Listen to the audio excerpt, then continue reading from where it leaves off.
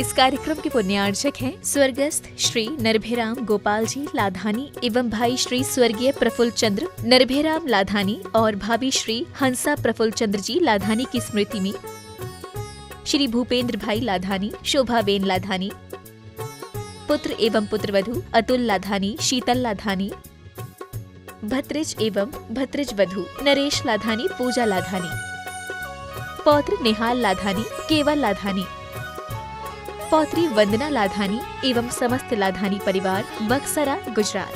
बोलिए देवाधिदेव एक हजाराठ श्री पार्श्वनाथ भगवान की जय जय जय। बोलिए श्रवण संस्कृति उन्नायक प्रातः स्मरणीय संत शिरोमणि परम पूज्य 108 आचार्य गुरुवर विद्यासागर जी महामुनिराज की जय जय जय। बोलिए गुणायतन प्रणीता शंका समाधान प्रवर्तक भावना योग प्रवर्तक प्रखर वक्ता परम पूज्य 108 मुनिवर श्री प्रमाण सागर जी मुनिराज की जय जय जय। बोलिए परम पूज्य 108 मुनिवर श्री अरह सागर जी मुनिराज की जय जय जय। प्रिय बंधुओं, शाश्वत शिक्षे सम्मेद शिखर स्थित गुणायतन परिसर में आयोजित आज के प्रातःकालीन विश्व शांति प्रदायक जाप्यानुष्ठान एवं प्रवचन के कार्यक्रम से जुड़े यहाँ उपस्थित स्थानीय श्रद्धालुओं का तथा उन सभी श्रद्धालुओं का, दर्शकों का, श्रोताओं का जो घर बैठे आज यहाँ के इस कार्यक्रम का सीधा प्रसारण जिनवाणी चैनल एवं प्रमाणिक ऐप के माध्यम से देख सुन आनंद दे रहे हैं, उन सबों का मैं गुणायतन एवं श्री सेवायतन परिवार की ओर से हार्दिक अभिनंदन करता हूँ। मैं आपको लिए चलूँ विश्व शांति प्रदायक जाप्यानुष्ठान की ओर। उसके पूर्व प्रतिदिन की तरह हम लोग सर्वप्रथम पूज्य गुरुदेव के चरण कमलों में त्रिबार नमोस्तु निवेदित करते हुए उनके मंगल में आशीर्वाद से अपने को अभिषेक कर किताब करेंगे। तो हाथ जोड़िए, मस्तक झुकाइए और बोलिए मेरे साथ नमोस्तु गुरुदेव, नमोस्तु गुरुदेव, नमोस्तु गुरुदेव। हे गुरुदेव, विश्व शांति प्रदायक जाप्यानुष्ठान करा के हम सबों की किताब करें। नमोस्तु गुरुदेव। सारे जग में शांति हो, सारा विश्व इस महामारी से शीघ्र मुक्त हो और जो भी इस महामारी से प्रभावित हुए हैं वे शीघ्र स्वस्थ हों, उनमें शांति हो। इस भाव से हम शांति मंत्र की जाप कर रहे हैं। ओम सम्यक दर्शनाय नमः, ओम सम्यक दर्शनाय नमः, ओम सम्यक ज्ञानाय नमः, ओम सम्यक ज्ञानाय नमः, ओम सम्यक चारित्राय नमः, ओम सम्यक चारित्राय नमः। ओम ह्रीं जगत शांति कराय श्री शांतिनाथाय नमः। सर्वोपद्रव शांतिम कुरु कुरु स्वाहा। ओम ह्रीं जगत शांति कराय श्री शांतिनाथाय नमः। सर्वोपद्रव शांतिम कुरु कुरु स्वाहा। ओम ह्रीं जगत शांति कराय श्री शांतिनाथाय नमः। सर्वोपद्रव शांतिम कुरु कुरु स्वाहा। ओम ह्रीं जगत शांति कराय श्री शांतिनाथाय नमः। सर्वोपद्रव शांतिम कुरु कुरु स्वाहा। ओम ह्रीं जगत शांति कराय श्री शांतिनाथाय नमः। सर्वोपद्रव शांतिम कुरु कुरु स्वाहा। ओम ह्रीं जगत शांति कराय श्री शांतिनाथाय नमः। सर्वोपद्रव शांतिम कुरु कुरु स्वाहा। ओम ह्रीं जगत शांति कराय श्री शांतिनाथाय नमः। सर्वोपद्रव शांतिम कुरु कुरु स्वाहा। ओम ह्रीं जगत शांति कराय श्री शांतिनाथाय नमः। सर्वोपद्रव शांतिम कुरु कुरु स्वाहा। ओम ह्रीं जगत शांति कराय श्री शांतिनाथाय नमः। सर्वोपद्रव शांतिम कुरु कुरु स्वाहा। ओम ह्रीं जगत शांति कराय श्री शांतिनाथाय नमः। सर्वोपद्रव शांतिम कुरु कुरु स्वाहा। ओम ह्रीं जगत शांति कराय श्री शांतिनाथाय नमः। सर्वोपद्रव शांतिम कुरु कुरु स्वाहा। ओम ह्रीं जगत शांति कराय श्री शांतिनाथाय नमः। सर्वोपद्रव शांतिम कुरु कुरु स्वाहा। ओम ह्रीं जगत शांति कराय श्री शांतिनाथाय नमः। सर्वोपद्रव शांतिम कुरु कुरु स्वाहा। ओम ह्रीं जगत शांति कराय श्री शांतिनाथाय नमः। सर्वोपद्रवशान्तिं कुरु कुरु स्वाहा। ओम ह्रीं जगत्शान्तिकराय श्री शान्तिनाथाय नमः। सर्वोपद्रवशान्तिं कुरु कुरु स्वाहा। ओम ह्रीं जगत्शान्तिकराय श्री शान्तिनाथाय नमः। सर्वोपद्रवशान्तिं कुरु कुरु स्वाहा। ओम ह्रीं जगत्शान्तिकराय श्री शान्तिनाथाय नमः। सर्वोपद्रवशान्तिं कुरु कुरु स्वाहा। ओम ह्रीं जगत्शान्तिकराय श्री शान्तिनाथाय नमः। सर्वोपद्रवशान्तिं कुरु कुरु स्वाहा। ओम ह्रीं जगत्शान्तिकराय श्री शान्तिनाथाय नमः। सर्वोपद्रवशान्तिं कुरु कुरु स्वाहा। ओम ह्रीं जगत्शान्तिकराय श्री शान्तिनाथाय नमः। सर्वोपद्रवशान्तिं कुरु कुरु स्वाहा। ओम ह्रीं जगत्शान्तिकराय श्री शान्तिनाथाय नमः। सर्वोपद्रवशान्तिं कुरु कुरु स्वाहा।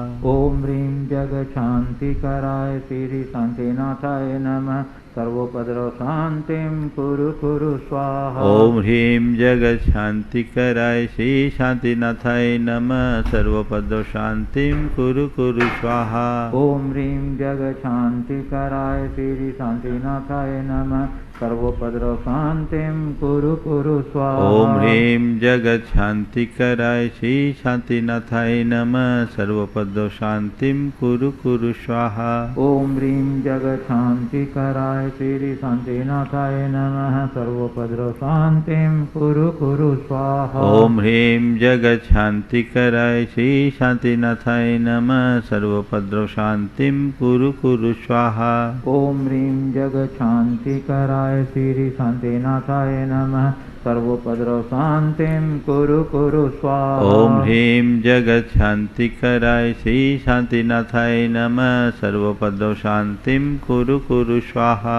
ओम ह्रीं जगत्शान्तिकराय श्री शान्तिनाथाय नमः। सर्वोपद्रवशान्तिं कुरु कुरु स्वाहा। ओम ह्रीं जगत्शान्तिकराय श्री शान्तिनाथाय नमः। सर्वोपद्रवशान्तिं कुरु कुरु स्वाहा। ओम ह्रीं जगत्शान्तिकराय श्री शान्तिनाथाय नमः। सर्वोपद्रवशान्तिं कुरु कुरु स्वाहा। ओम ह्रीं जगत्शान्तिकराय श्री शान्तिनाथाय नमः। सर्वोपद्रवशान्तिं कुरु कुरु स्वाहा। ओम ह्रीं जगत्शान्तिकराय श्री शान्तिनाथाय नमः। सर्वोपद्रवशान्तिं कुरु कुरु स्वाहा। ओम ह्रीं जगत्शान्तिकराय श्री शान्तिनाथाय नमः। सर्वोपद्रवशान्तिं कुरु कुरु स्वाहा। ओम ह्रीं जगत्शान्तिकराय श्री शान्तिनाथाय नमः। सर्वोपद्रवशान्तिं कुरु कुरु स्वाहा। ओम ह्रीं जगत्शान्तिकराय श्री शान्तिनाथाय नमः। सर्वोपद्रवशान्तिं कुरु कुरु स्वाहा। ओम ह्रीं जगत्शान्तिकराय श्री शान्तिनाथाय नमः। सर्वोपद्रवशान्तिं कुरु कुरु स्वाहा। ओम ह्रीं जगत्शान्तिकराय श्री शान्तिनाथाय नमः। सर्वोपद्रवशान्तिं कुरु कुरु स्वाहा। ओम ह्रीं जगत्शान्तिकराय श्री शान्तिनाथाय नमः। सर्वोपद्रवशान्तिं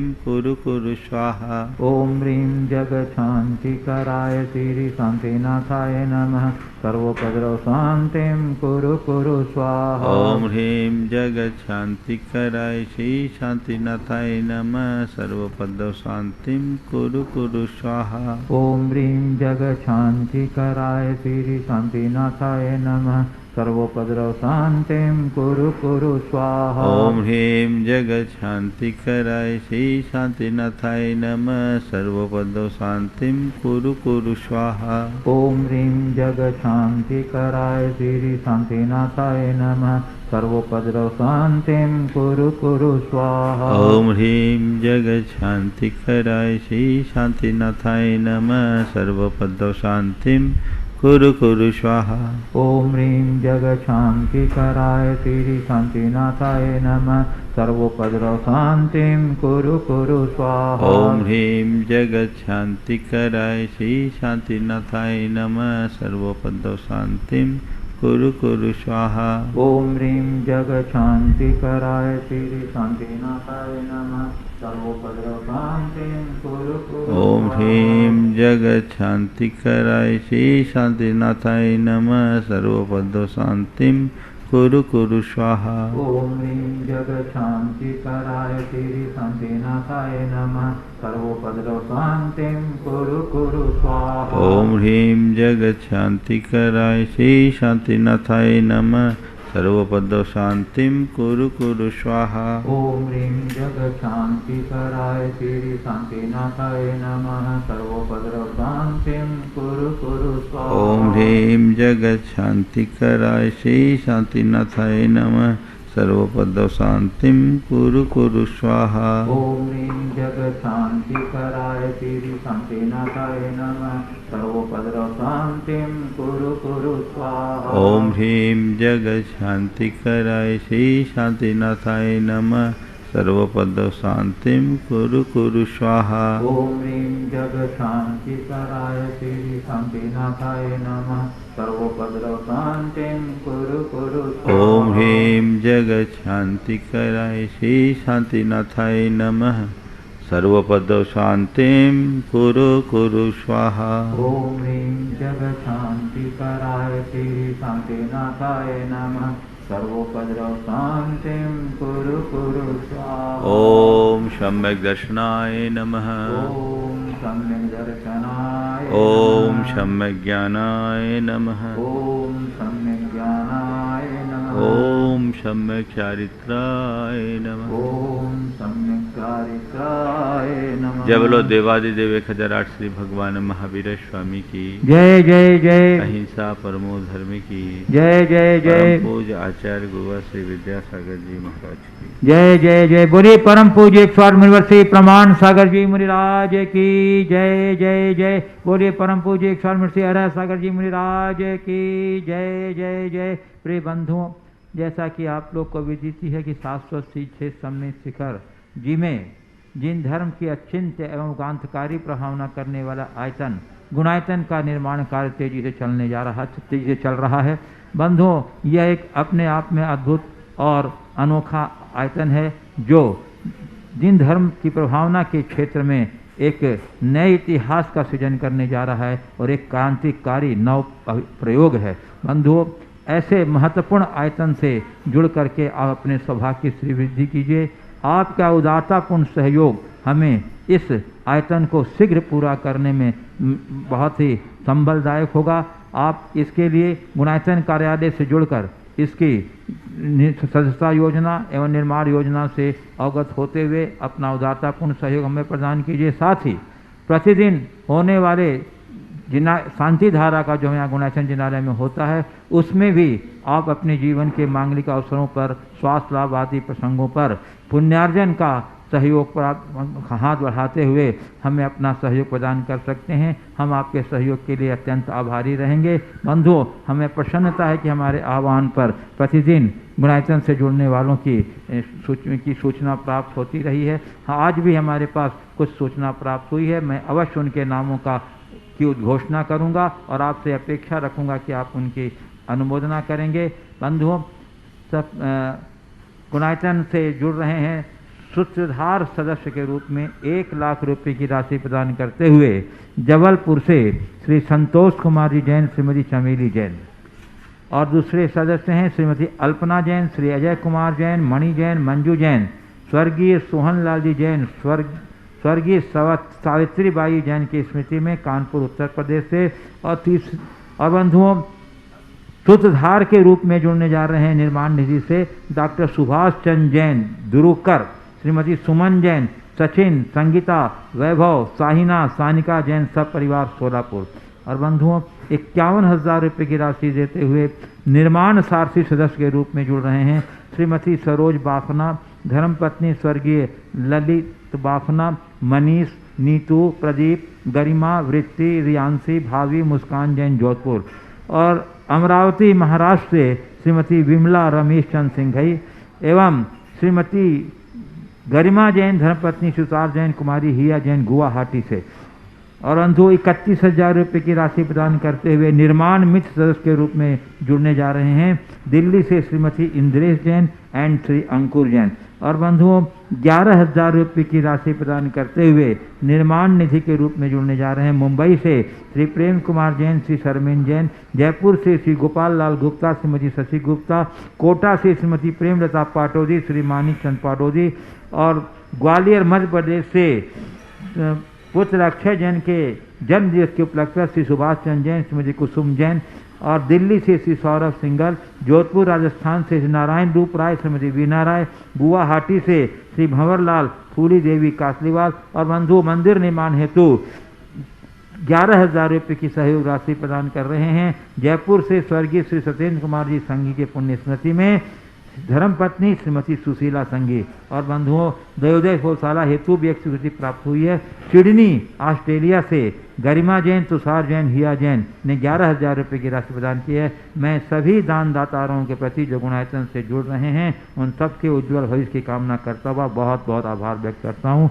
और चलिए अब मैं आपको ले चलता हूँ प्रवचन श्रृंखला की ओर। हे गुरुदेव, अब उसके पूर्व हम लोग सभी मिलकर पूज्य गुरुदेव के मंगल में आशीर्वाद से अपने को धन्य करेंगे। तो हाथ जोड़िए, मस्तक झुकाइए, बोलिए मेरे साथ, नमोस्तु गुरुदेव, नमोस्तु गुरुदेव। बंधुओं, मैं पूज्य गुरुदेव से प्रार्थना करूं इसके पूर्व, जैसा कि आपको पूर्व सूचना दिया गया है कि आगामी 9 जून को देवाधिदेव 1008 शांतिनाथ भगवान का जन्म, तप और मोक्ष कल्याणक यहाँ संपन्न होने जा रहा है। बंधुओं, ये भगवान शांतिनाथ भगवान की निर्वाण स्थली है।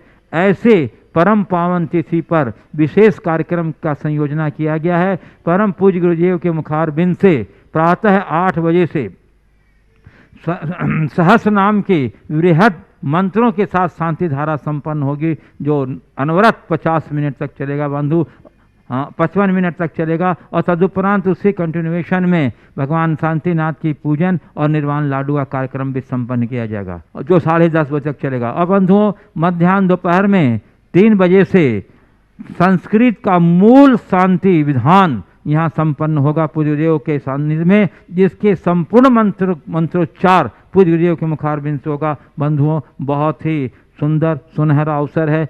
वर्तमान महामारी के समय में विश्व में शांति कायम हो, उस उद्देश्य से यह आयोजन बहुत महत्वपूर्ण और विशेष महत्व का है। जो लोग आप लोग इससे जुड़ करके अपने सौभाग्य की सिद्धि करें, जो लोग भी जुड़ना चाहते हैं शीघ्र ही गुणाचरण कार्यालय से संपर्क कर अपना सौभाग्य सुरक्षित करें।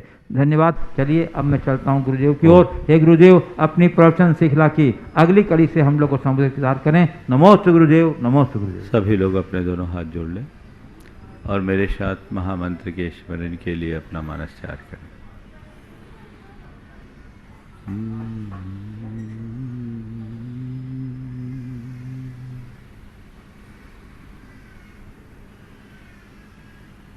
नमो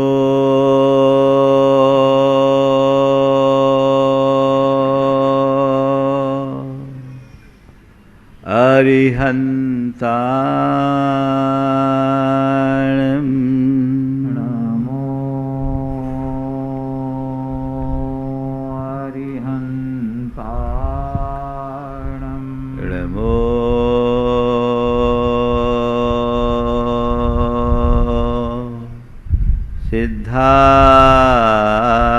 सिद्धाणं नमो सिद्धाणं नमो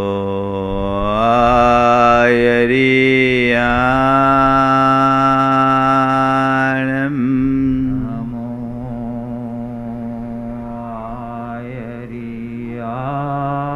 आयर्याणं नमो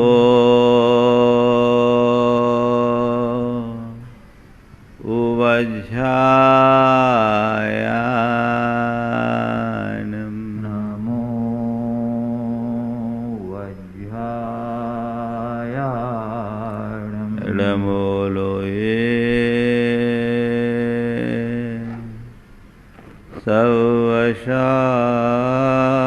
सवशाहूनं नमो लोये सवशाहूनं एषो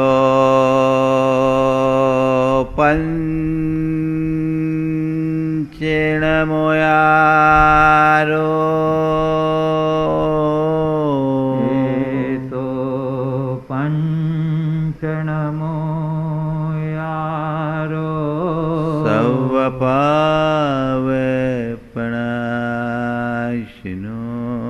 सर्वपावपणासनो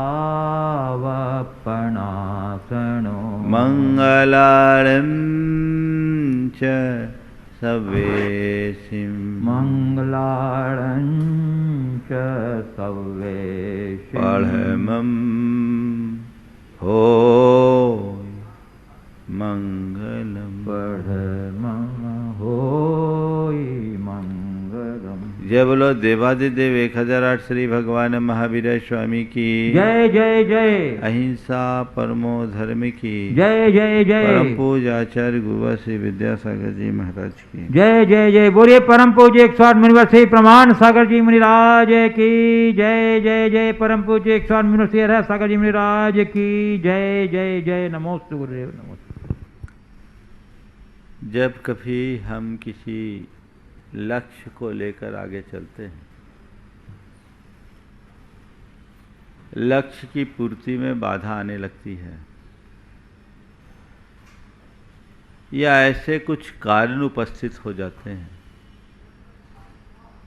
जिससे हमें अपने लक्ष्य तक पहुंचना मुश्किल दिखने लगता है। मन में चिंता होने लगती है, व्यग्रता और बेचैनी होने लगती है और वह हमें भीतर से अशांत और उद्वेलित बना डालती है। हम मन में कुछ चाहते हैं और वैसा नहीं होता, कदाचित उसका उल्टा होता है, तो उस समय की हमारी जो परिणति होती है वो बहुत तनावपूर्ण हो जाती है। ये मानसिक तनाव हमें बहुत परेशान करता है। आज तनाव और टेंशन एक आम शब्द हो गया है। आज बात मुझे तय की करनी है तो मैं सोच रहा हूँ तनाव की ही चर्चा कर ली जाए ताकि हम टेंशन फ्री अपनी ज़िंदगी जी सकें। तनाव क्या है, तनाव का कारण क्या है और तनाव के निवारण का उपाय क्या है, तनाव मुक्त जीवन क्या है, हमें इन बिंदुओं पर समझना है। तनाव क्या है? जब परिस्थितियां कुछ और हो और मनस्थितियां कुछ और हो, मनस्थिति और परिस्थिति के मध्य सामंजस्य के अभाव में तनाव होता है। मेरे मन में कुछ है और परिस्थितियां कुछ और बन रही है, हमारी भावना कुछ है और परिस्थिति कुछ और है। जब हम अपने इमोशन और सिचुएशन के मध्य तालमेल नहीं बना पाते तो वो तनाव उत्पन्न होता है। ये तनाव का सबसे बड़ा कारण है। दुनिया में दो तरह के लोग हैं, एक वे जो अपने आप को हर परिस्थिति के अनुरूप ढालने में समर्थ होते हैं और दूसरे वे जो अपने मन के विरुद्ध परिस्थितियों का सामना नहीं कर पाते।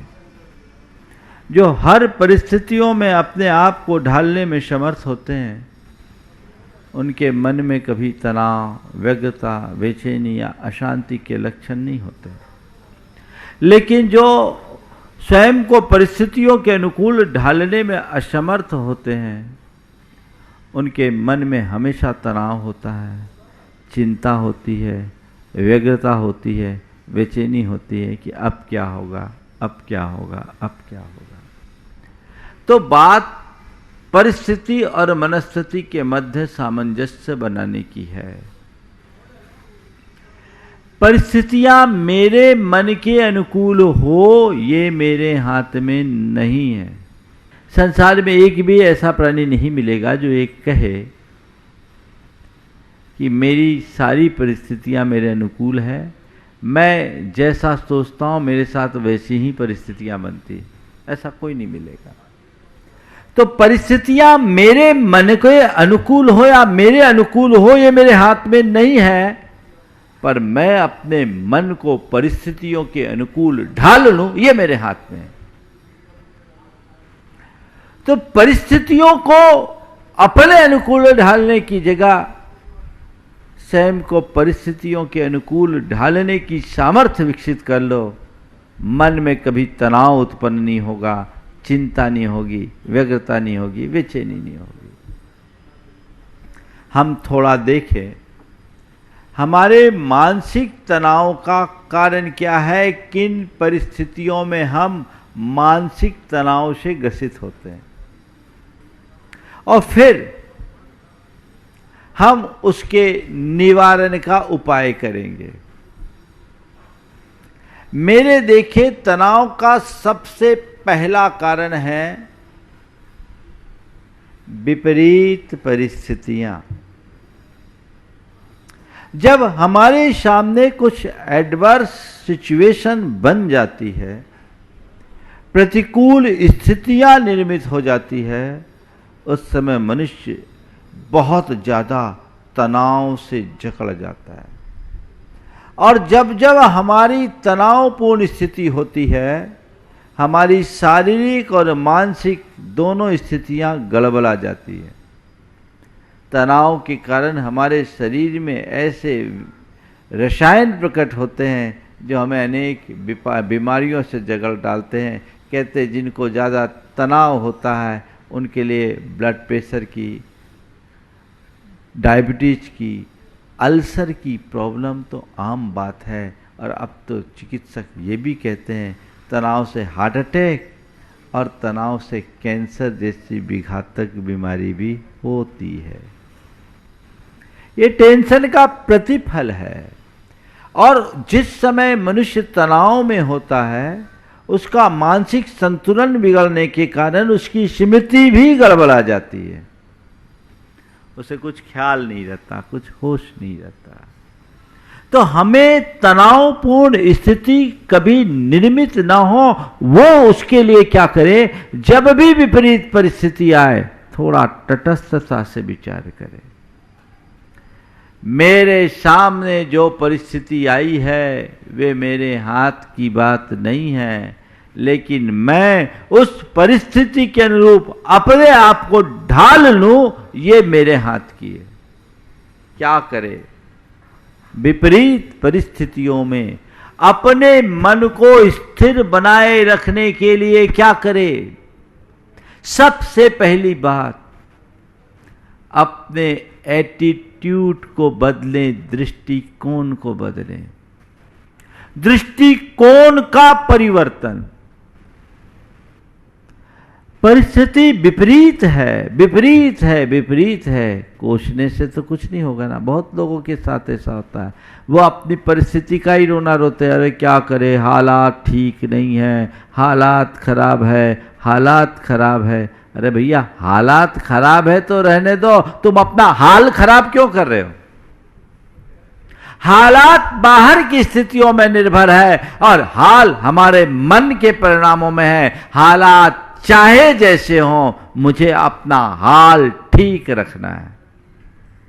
अभी कोविड का दौर चल रहा है, लोग रोना रोते, अरे हालात खराब है, सब व्यापार धंधा ठंडा पड़ा हुआ है तो है, अकेले तुम नहीं, सारी दुनिया का ही हाल है। अब जो है सो है, हमें इसे स्वीकारना पड़ेगा, इसके अलावा तो कोई चारा नहीं है ना।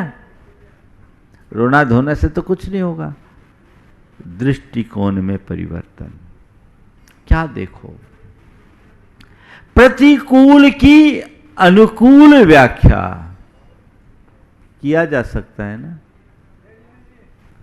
आप दुखी हो रहे हैं कि कोविड के कारण सब कुछ थम गया है।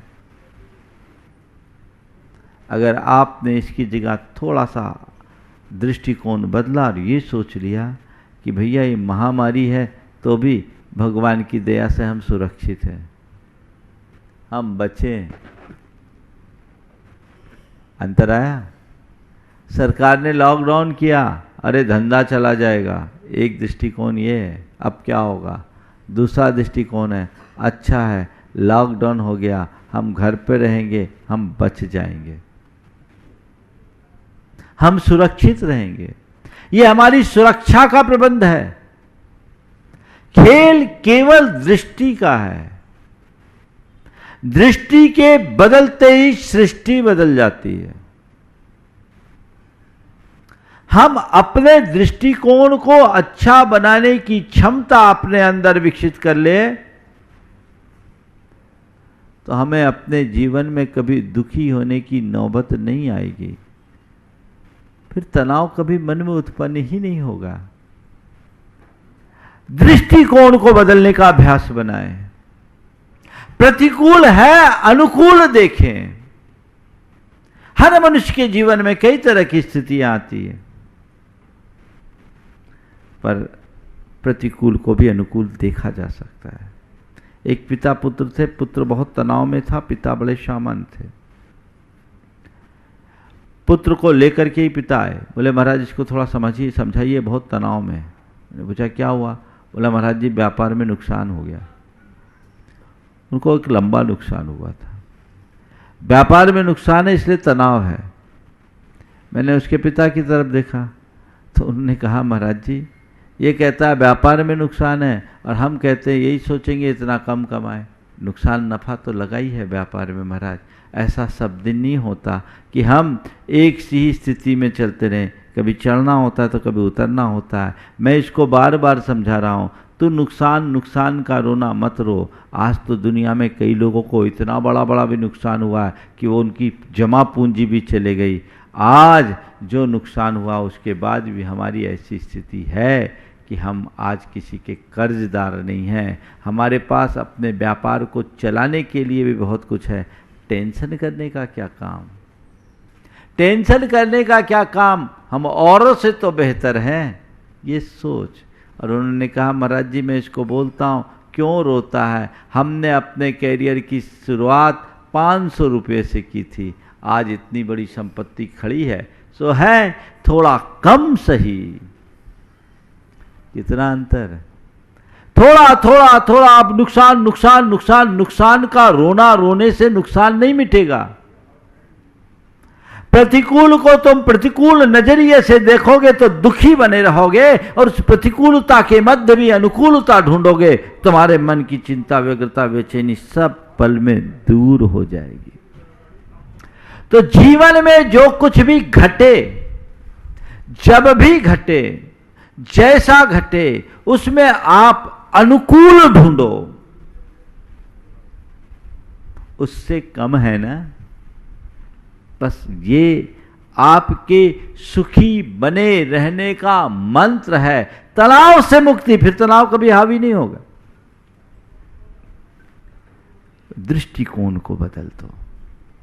दुख हो उसमें सुख खोज लो, बुराई है उसमें अच्छाई ढूंढ लो, विसंगति में संगति बिठाने का अभ्यास करो।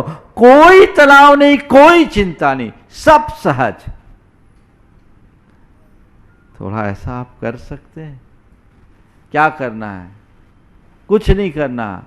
मन में जो हमने मोड़ लगा रखा उसको बदल देना है। एक्सेप्ट करने की स्थिति हमारे अंदर आ जाए। अगर हमारी स्वीकार्यता बन जाती है तो दुख भी हमारे लिए सुखकर बन जाता है, और जिसकी स्वीकार्यता नहीं होती उसके लिए अनुकूलता भी बेचैन बना देती है। दृष्टिकोण को बदलो, किसी तरह की कोई परेशानी नहीं होगी। एक व्यक्ति के लिए बताया, बहुत प्रोफेशनल है, एक बड़ी कंपनी चलाता है, मल्टीनेशनल कंपनी है, उसका डायरेक्टर। उसने एक बात बताई कि महाराज जी इन दिनों काम का कुछ प्रेशर बढ़ गया, काम का प्रेशर ओवर है, 18 घंटे काम करना पड़ रहा है। मैंने पूछा कि इतना काम का प्रेशर तुम्हारे साथ है, तुमको टेंशन नहीं होता, तनाव नहीं होता, कैसे अपने आप को एडजस्ट करते हो? काम का तुम्हारे लिए प्रेशर है, तुम्हें तनाव नहीं होता? बोले नहीं महाराज जी मेरे को बिल्कुल तनाव नहीं, मैं समझता हूँ, सोचता हूँ अभी मैं युवा हूँ, अभी मैं काम कर सकता हूँ और ये खुद को साबित करने का मौका है, इसलिए मैं और ज़्यादा काम करता हूँ। किसी दिन काम कम हो जाता है तो लगता है आज काम नहीं। मैं इसको काम को काम की तरह नहीं करता, काम को एंजॉय करता हूँ, और महाराज उसका ये परिणाम है कि रोज़ मेरी योग्यता निखर रही है। एक आदमी के सामने काम अधिक है तो उसको काम का भार दिखता है, वो दुखी होता है, और एक आदमी के सामने काम है तो काम में एक अवसर खोजता है, मन सुखी होता है। काम को भार देखोगे तो वो बोझ बनेगा, और काम में अवसर देखोगे तो आनंद आएगा। जीवन में कठिनाइयां सबके सामने हैं। जो कठिनाइयों को कठिनाई की तरह देखते हैं वे वहीं रुक जाते हैं, और जो कठिनाइयों में अवसर खोजते हैं वे जीवन में आगे बढ़ जाते हैं। संत कहते हैं मुश्किल हालातों का रोना रोने की जगह उसमें अवसर खोजने की कोशिश करो, कभी दुख नहीं होगा, कभी अशांति नहीं होगी, कभी परेशानी नहीं होगी। ये सब खेल दृष्टिकोण को बदलने का है। कुछ भी उल्टा तुम्हारे सामने है, घट रहा है, उसके प्रति अपने एटीट्यूड को थोड़ा पॉजिटिव बना लो। तुम्हारी थिंकिंग प्रोसेस बदल जाएगी, सोच बदल जाएगा, तुम्हारा नजरिया बदल जाएगा, और वैसे ही तुम्हारा मन पल में शांत हो जाएगा, सामान्य हो जाएगा।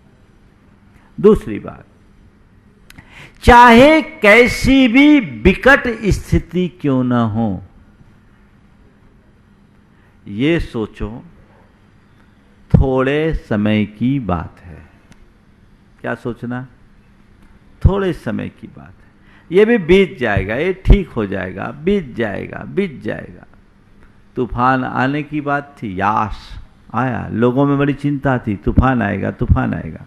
ये तो टेक्नोलॉजी का एक बहुत बड़ा कमाल है कि आज हमें समय पूर्व इन सब चीज़ों का आभास हो जाता है, और सारे एहतियात बरत लिए जाते हैं तो बहुत कम नुकसान होता है। लेकिन टेंशन था, तूफान आएगा आएगा, आया और गया। खैर इधर तो ज़्यादा प्रभाव भी नहीं। कल तक यहाँ रात सुबह तक बहुत बारिश थी, अब मौसम साफ हो गया। स्थिति सामान्य होते देर थोड़ी लगती, थोड़ी देर में धूप निकल जाएगी, सब कुछ सामान्य हो जाएगा। बस मैं तुमसे ये कहता हूं, तुम्हारे जीवन में चाहे कैसी भी घटा टोप क्यों ना हो, बस यही सोचो थोड़े देर की बात है, थोड़े देर की बात है, निकल जाएगा, इट विल बी पास, बीतेगा, निकल जाएगा। इससे क्या होगा? ऐसा सोचने से हमारे मन में धैर्य आएगा, और धीरज हमें समर्थ बनाएगा, क्योंकि धैर्य में वह शक्ति है जो कमजोर को भी ताकतवर बना देती है। सबसे बड़ी ताकत। घबराओ नहीं, घबरा जाओगे तो तुम अपनी क्षमताओं को कुंठित कर दोगे, तुम्हारा तनाव तुम्हें कहीं का नहीं रहने देगा। कई बार तो कई लोगों को अधिक तनाव में ब्रेन स्ट्रोक तक हो जाता है, ब्लड प्रेशर इतना ज्यादा बढ़ जाता है कि कुछ भी स्थिति बन सकती नहीं। ठीक है, आया है, शांत हो जाएगा, ठीक है, थोड़े देर की बात है, थोड़े देर की बात है, थोड़े देर की बात है। जब तुम्हारे मन में ये बात बैठ गई कि थोड़े देर की बात है ना, तो कितना भी दुख हो स्वीकार हो जाता है। आपको कहीं ट्रेन से यात्रा करनी हो और लंबी यात्रा करनी हो तो बिना रिजर्वेशन के आप जाना पसंद नहीं करते, लेकिन मान लीजिए 1 आध घंटे का सफ़र हो, जाना जरूरी है, चलो भाई घंटे भर की बात है, खड़े खड़े चले जाएंगे। घंटे भर की बात है, खड़े खड़े चले जाएंगे। ये बात अलग है कि घंटे भर के रास्ते में यदि कहीं ट्रेन फंस जाए और 1 घंटे का ट्रिप आपके 10 घंटे का भी हो जाए तो उसका कोई फर्क नहीं पड़ता, लेकिन हमने इसे एक्सेप्ट किया। 1 घंटे की तो बात है, और पहले से बता दिया जाए 10 घंटे लगेंगे, भैया ना बाबा ना, ये मेरे से नहीं होगा। बस मेरा आप सबसे यही कहना है, जीवन में चाहे कितनी भी बड़ी प्रतिकूलता क्यों ना आकर खड़े हो, चाहे कैसी भी विपरीत परिस्थिति क्यों ना हो, चाहे कैसी भी एडवर्स सिचुएशन क्यों ना बने, क्या सोचना है? थोड़ी देर की बात है, थोड़ी देर की बात है, सब ठीक हो जाएगा, सब ठीक हो जाएगा। थोड़ी देर की बात है।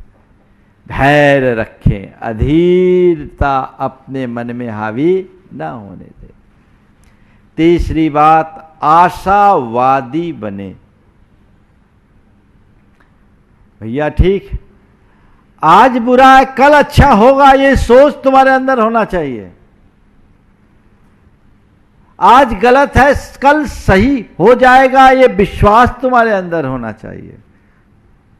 जो मनुष्य आशावादी होता है वो जीवन में कभी हारता नहीं, और जिसके अंदर हताशा हावी होती है वो जीवन में कभी जीतता नहीं।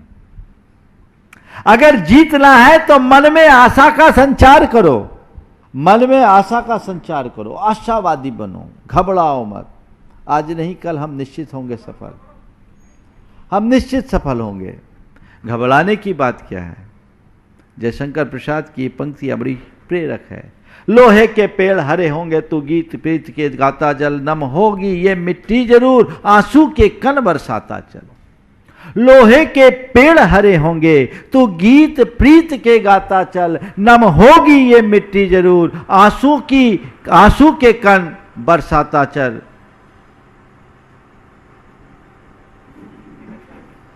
लोहे के पेड़ हरे होंगे तो गीत प्रीत के गाता चल, आंसू के नम होगी ये मिट्टी जरूर आंसू के कण बरसाता चल।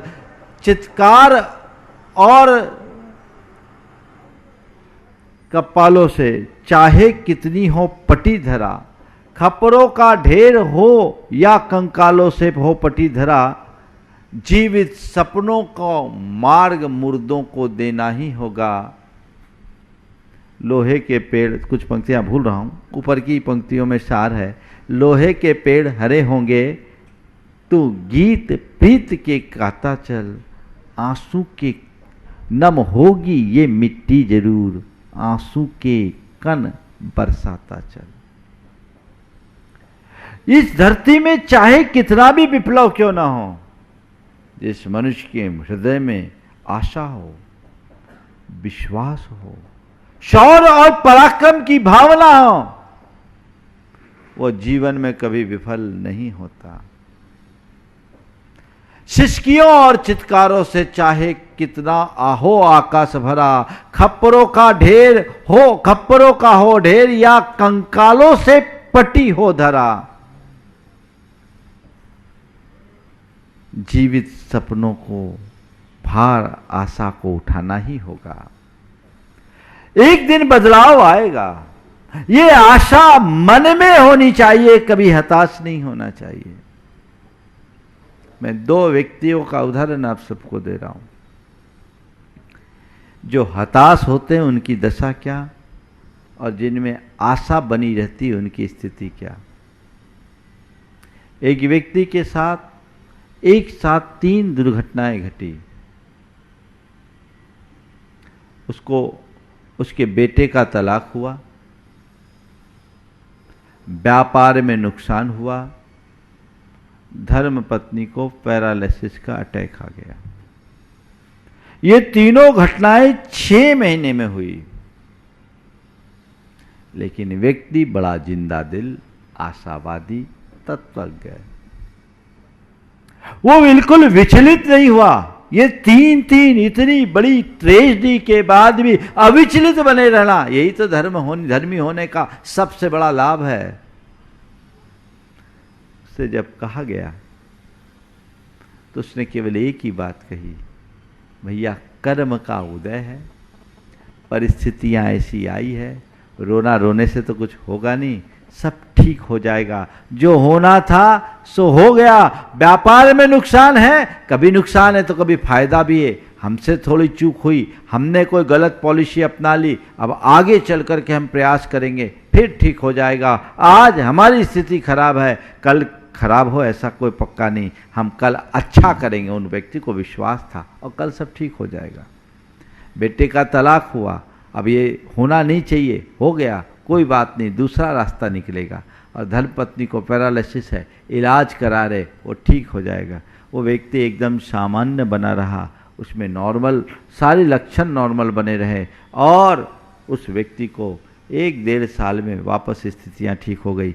पत्नी भी स्वस्थ हो गई, व्यापार भी ठीक हो गया और बेटे के लिए दूसरा संबंध भी आ गया। अभी हुआ नहीं, होने वाला है। संबंध भी आ गया, हो रहा है। उसके जो तलाक थे उसकी वजह केवल ये थी कि उस लड़की को ज़बरदस्ती उसका विवाह किया गया था, उसका कहीं और अफेयर चल रहा था और लड़की पहले ही दिन से उसने आके कह दिया था मुझे तुम्हारे साथ नहीं रहना।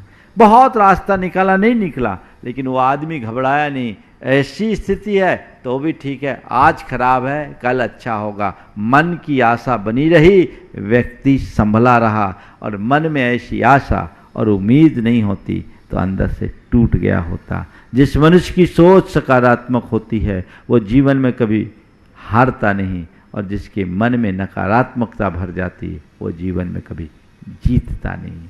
आशावादी बनोगे, सकारात्मकता बनी रहेगी, और हताशा मन में हावी होगी, नकारात्मकता बन जाएगी।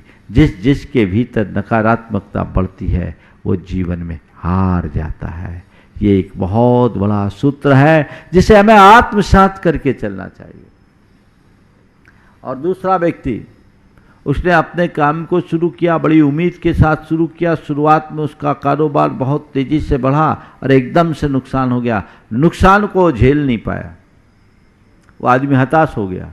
उसने कहा अब मुझसे तो कुछ होगा ही नहीं, मेरे बस का ही नहीं है, मेरे भाग्य में ही कुछ नहीं। वो आदमी डिप्रेशन में चला गया, आज भी डीप डिप्रेशन में है।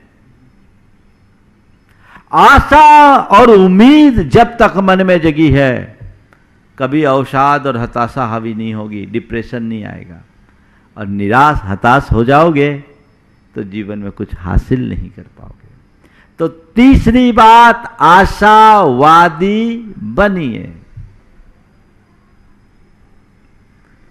दृष्टिकोण में परिवर्तन। पहली बात क्या बोली मैंने? दृष्टिकोण में परिवर्तन, चाहे जैसी भी हो, दृष्टिकोण में परिवर्तन। दूसरी बात, थोड़े देर की बात है, धैर्य रखो। तीसरी बात, आशावादी दृष्टि रखो। और चौथी बात, केवल सकारात्मक सोचो, नकारात्मक सोचना ही नहीं। चाहे जो हो, जैसा हो, जितना हो, मुझे केवल और केवल सकारात्मक सोचना है। सोच हमारे हाथ में है।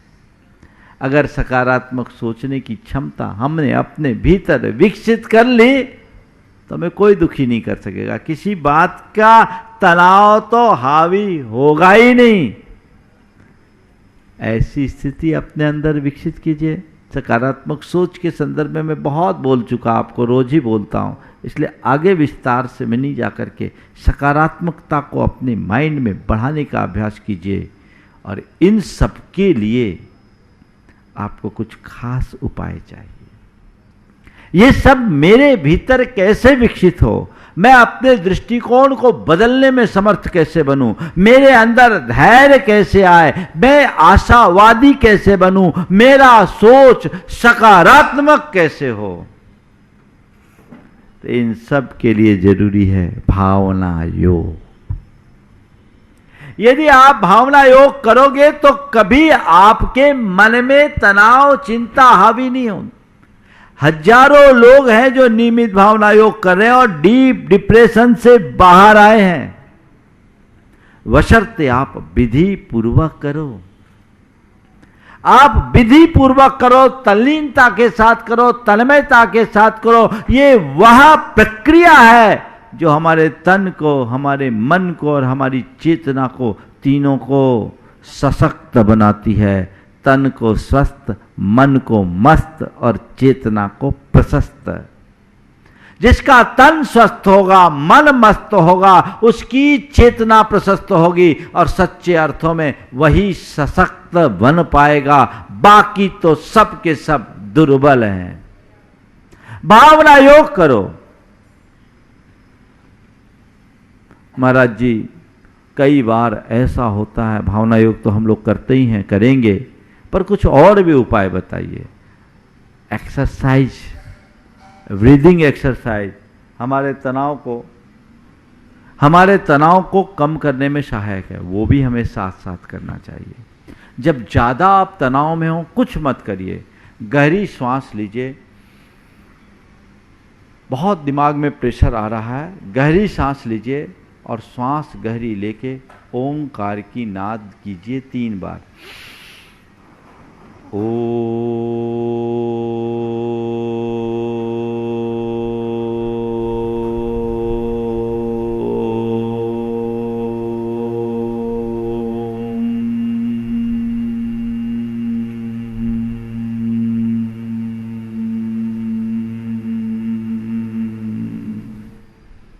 इस प्रकार लंबी नाद जितनी आपकी क्षमता 3 बार 5 बार आंख बंद करके कीजिए। आपके अंदर का तनाव शांत होगा। आप भावना योग करेंगे तो शांत होगा, ब्रीदिंग की एक्सरसाइज करेंगे तो शांत होगा। इससे फिर आप अपने मन को मोड़ने में समर्थ हो सकोगे। तीसरी बात, जब तनाव ज्यादा आए, एक बार मुझसे किसी ने पूछा कि महाराज बहुत ज़्यादा तनाव आए, माइंड में प्रेशर ज़्यादा हो जाए तो क्या करे, कुछ समझ में नहीं आता। उस समय तो लगता है कि जैसे सब कुछ खत्म होने वाला है। तो मैंने कहा, वो एक महिला थी, मैंने कहा ऐसा है आप लोग खाना बनाते हैं? बोले हाँ बनाते हैं। बोले कुकर का यूज करते? बोला कुकर का यूज करते हैं। बोले कुकर में क्या होता है, सीटी बजती? बोले हाँ सीटी बजती है। बोले कब बजती है? जब उसमें प्रेशर बढ़ जाता है तो सीटी बजती। हम बोले सीटी न बजे और प्रेशर बढ़ जाए तो क्या हो? बोले कुकर फट जाए, फिर तो खतरा है। इसलिए उसमें सिस्टम बनाया, जब भी प्रेशर बढ़े सीटी बज जाए, जब भी प्रेशर बढ़े सीटी बज जाए। मैंने कहा बहन जी आपसे भी मैं केवल इतना ही कहता हूँ, कुकर में प्रेशर बढ़ने पर सीटी बजती है, आप सुरक्षित हो जाते हैं। दिमाग में प्रेशर बढ़े, जब भी दिमाग में प्रेशर बढ़े प्रसन्नता की सीटी बजा दीजिए, आपका दिमाग अपने आप ठीक हो जाएगा। मन में प्रसन्नता, कुछ विनोद करिए, विनोदी स्वभावी बनिए, एक दूसरे के साथ मनोविनोद रखिए, मन को प्रसन्नता से भरिए, तनाव मुक्त। मैं दिन भर इतना व्यस्त रहता हूँ पर मेरे मन में तनाव नहीं। मैं सुबह से ही उठता हूँ ना तो अपने माइंड को एक बात फीड कर देता हूँ माइंड में, मुझे दिन भर प्रसन्न रहना है, मुझे खुश रहना है, आज का दिन मुझे प्रसन्नता के साथ बिताना है, चाहे जैसा हो उसको प्रसन्नता से बिताना है। काम का तनाव उत्पन्न नहीं होने देना है, काम का रस लेना है, काम का आनंद लेना है। ये सोच अपने भीतर विकसित करो, एंजॉय करना सीखो, हर काम का रस लो, उसमें मगन होकर के करो, रुचिपूर्वक करो, कहीं किसी चीज का तनाव नहीं।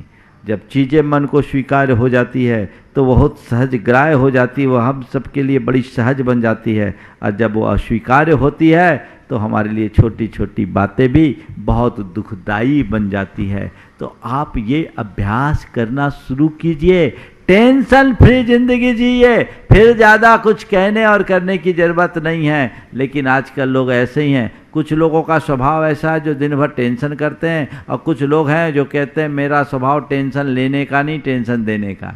दोनों गड़बड़ है, टेंशन करना गलत, टेंशन देना गलत।